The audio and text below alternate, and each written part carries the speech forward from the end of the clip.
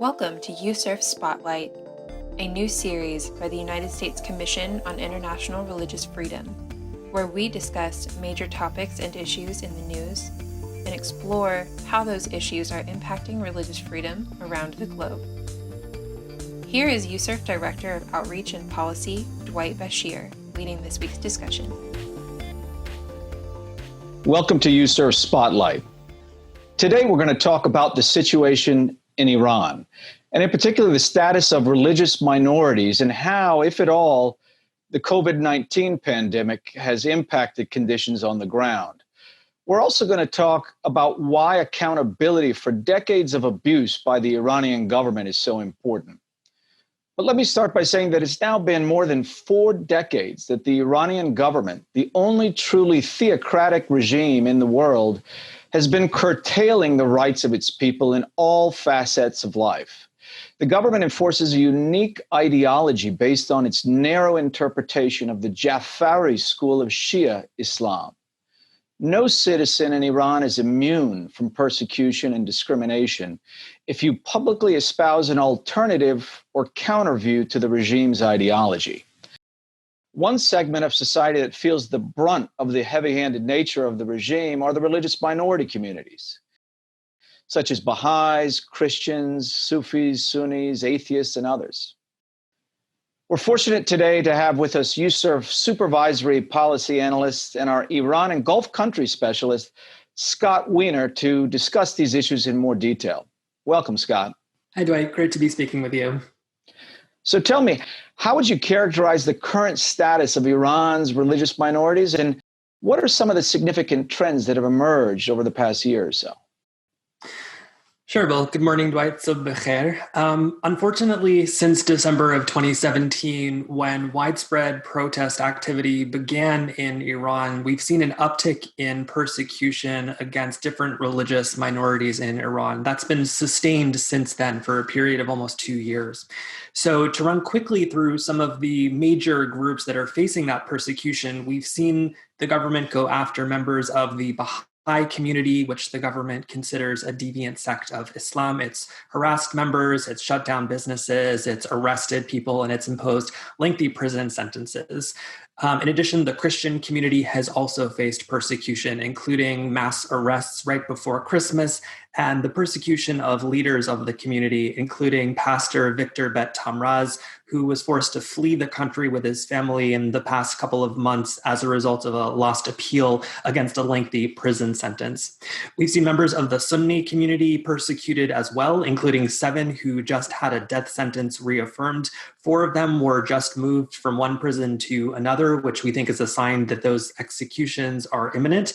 And members of the Sufi community, the Muslim mystic community in Iran, specifically the Gunbadi Sufis, have also faced persecution. Their spiritual leader, we have evidence suggesting that the Iranian government was complicit in his untimely death, and that they're also interfering in the process of appointing a successor. Well, how about more recently, though, this year, since the COVID pandemic has emerged? I mean, wasn't Iran one of the early countries to have a significant number of cases proliferate? And has that situation impacted religious freedom on the ground?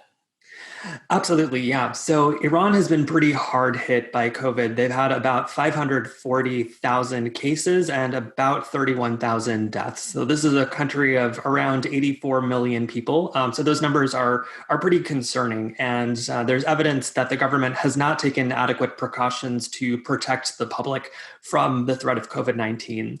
As we know, in prisons, there's an added risk because the virus can be transmitted in those enclosed spaces. And we're particularly concerned about prisoners of conscience who are in prison not for having hurt anybody or who don't pose any danger to the public, but who are there only because of their ideas. And these include people like the lawyer Nasrin Sotoudeh, who declared a hunger strike a few weeks ago in protest of the inadequate protections that the government has put in prisons to prevent the spread of COVID-19. Her condition got so bad she was moved to a hospital, but then she was forcibly moved back to the notorious Evin prison in Tehran without adequate medical care. She was just moved again within the past few days to Qarchak prison to another prison, but she's really in a very serious condition. So we're really concerned about her, as well as other people in prison, including members of the Sufi community who were imprisoned. They've been moved to wards where cases of COVID-19 have been confirmed. So at the very least, this shows a high level of negligence on the part of the government of Iran vis-a-vis prisoners of conscience, who again are not posing any danger to society, but are in prison because of their ideas and because of the religious beliefs they hold that are protected under international law. Yeah, thanks for that. You mentioned human rights defender Nasreen Sotoudeh and her situation. We all know that no one is immune, as I mentioned earlier. I mean, including the majority population, the Shia majority. If you're a dissident, obviously there have been ayatollahs and so on that have been targeted over the years and so on. But what about other groups in society that are impacted by the application of Iran's unique form of Shia Islam through their constitution, their penal code? I'm thinking groups like, women's rights activists or members of the LGBTI community. How has the application of Iranian law particularly impacted these groups? And has this actually worsened, or what can you tell us? Absolutely. I mean, that's a really great point. We think about religious freedom not only as it affects different religious minorities in a country, but also the way governments use religion as a pretext for denying rights. So we absolutely see that in the Iranian case. So after the 1979 Islamic Revolution in Iran, it became mandatory for women to cover their hair, to wear hijab, and to do so on a religious basis. So there were protests even back in the early 80s against this, but those protests have continued, and many of the women who have taken off their hijab as a form of protest have been arrested and thrown in prison. So these are people who are peaceful, they're exercising their freedom of religion and belief, and for doing so, they're being thrown in jail by the government of Iran. In terms of the LGBTI community, Iran is one of a handful of countries where not only is being gay punishable by death, but it's actually carried out executions against members of the gay community, and continues to persecute other members of the LGBTI community as well. And again, this is on a religious basis. So what that means is that women, members of the LGBTI community, people who are non-believers or non-theists, these are people who don't agree with the government's interpretation of religion. And for not doing that, they're persecuted, thrown in prison, and executed, even though their right to believe something different is, again, enshrined within international law. Yeah, and I mean, just following up on that, I mean, I think this system, as we've seen, I mean, obviously there's been protests that are unrelated to the plight of religious minorities in a way, but haven't they used the pretext of citizens rising up to speak out for their rights in recent years, and even as early as, as recent as late last year? And then they've used that propaganda to target religious minorities like Baha'is, like those who are, like you said, have different views. What can you tell us about how the regime has used the protests as a pretext to also crack down on some of these vulnerable populations? So back in 2009, after an election where the outcome was suspect, without going into too much detail, there were widespread protests that were united under the idea of sort of the Green Movement. And Iran's government responded with violence to these protests. There were really brutal crackdowns and a number of arrests. The effects of those protests are still very present in Iran today. But one of the lessons that the Iranian government learned is that that kind of explicit crackdown draws the kind of international attention that that creates difficulty for the government. So in this current round of protests, which began again in December of 2017, the government has been a bit more subtle. We haven't seen the same kind of brutal, widespread, explicit crackdowns, but the government has been just as aggressive in using the legal system to try to silence dissidents. So we've seen members of religious minority communities be persecuted on national security charges, people who allegedly pose a threat to the government or to the public because they believe something that's slightly different. Now, it's important to remember that within international law, there are certain extremely limited, narrow conceptions for limiting freedom of religion. national security is not one of those exceptions. So it is a violation of international law for any government to claim that on a national security basis, they're limiting freedom of religion. So what Iran is doing, arresting minorities and charging them with national security crimes because their beliefs are different, is inconsistent with the Universal Declaration of Human Rights and the ICCPR.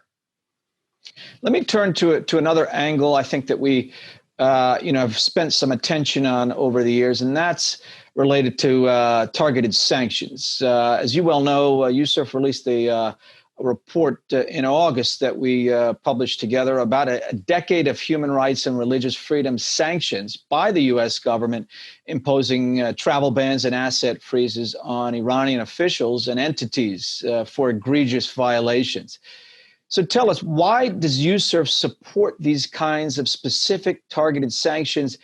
And what would you consider the long-term goal of this kind of naming and shaming and documenting of these officials' abuses? What's the end goal here? So the end goal is to provide accountability for specific high-level government officials who are directly complicit in systematic, ongoing, and egregious human rights violations. So earlier this year, for example, the State Department and the Treasury sanctioned Mohammad Golpayegani. This is a man who had engineered in its totality the systematic persecution of the Baha'i minority in Iran. So there are a number of kinds of sanctions that can be imposed, both in terms of the legal authorities that the US government has, and also the general framework under which they're imposed. So there are sanctions for human rights, sanctions relating to terrorism, sanctions related to Iran's nuclear program.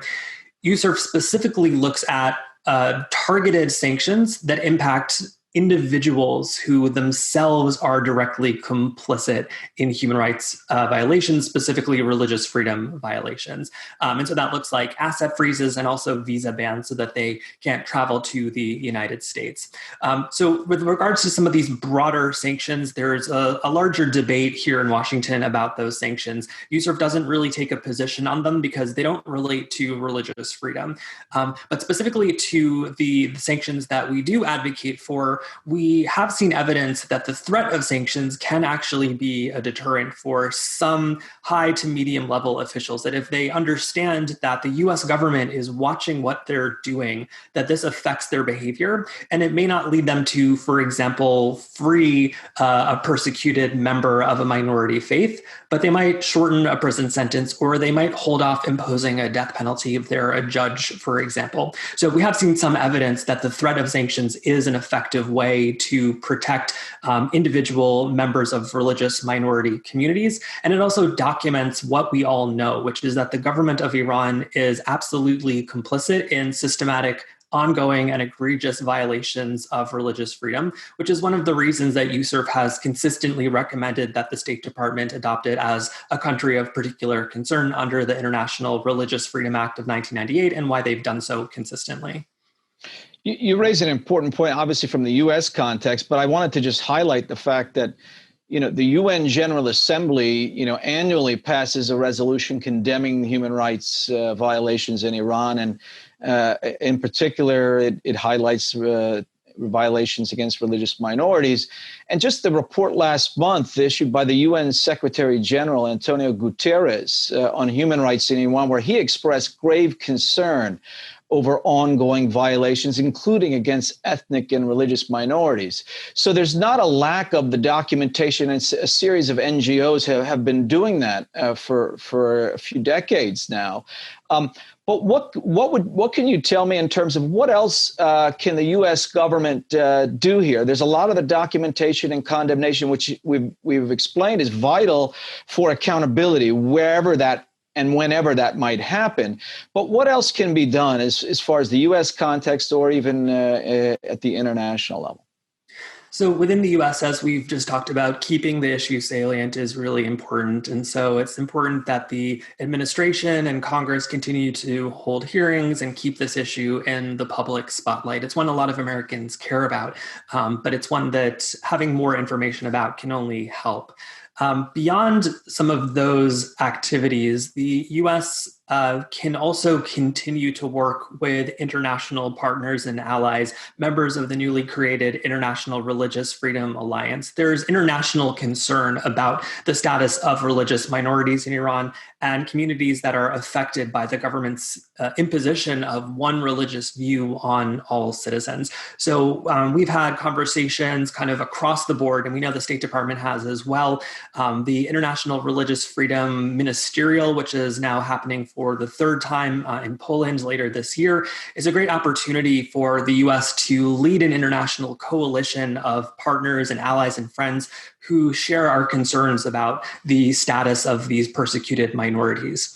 Another thing that the US Congress can do is pass, and the administration can implement, the Lautenberg Amendment. So this is an amendment which is passed every single year with bipartisan support that creates a special category of resettlement for persecuted religious minorities in Iran who are seeking refugee status in the United States. So these are men and women and children who come to Vienna, Austria. It's done in coordination with the government of Austria. They're vetted by the United States, by Department of Homeland Security, the intelligence community, et cetera.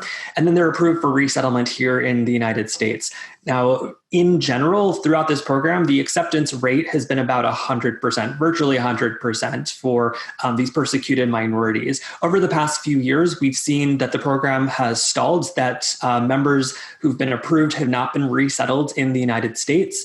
And currently, there are less than 80 people who are stuck in Vienna who have been approved by our intelligence community, by Homeland Security, by the US government to be resettled, but they haven't been brought over. So because of this new ministerial, which will be virtual this year because of COVID, but it's taking place in Poland, ahead of this ministerial, it's a great opportunity for the Trump administration to demonstrate leadership and get an easy win by bringing these refugees over into the United States on this amendment, which has bipartisan support and is fairly non-controversial. But what a great way to not just talk about the importance of religious freedom, but to actually enact it and show through our actions that the United States will continue to be a voice for religious minorities in Iran who don't have a voice. And we'll have to leave it right here. I want to thank USCIRF Supervisory Analyst Scott Weiner for his insights today. And you can find our report on Iranian government officials sanctioned for violating religious freedom on our website at www.uscirf.gov. Thanks for tuning in, and we'll see you next time on USCIRF Spotlight.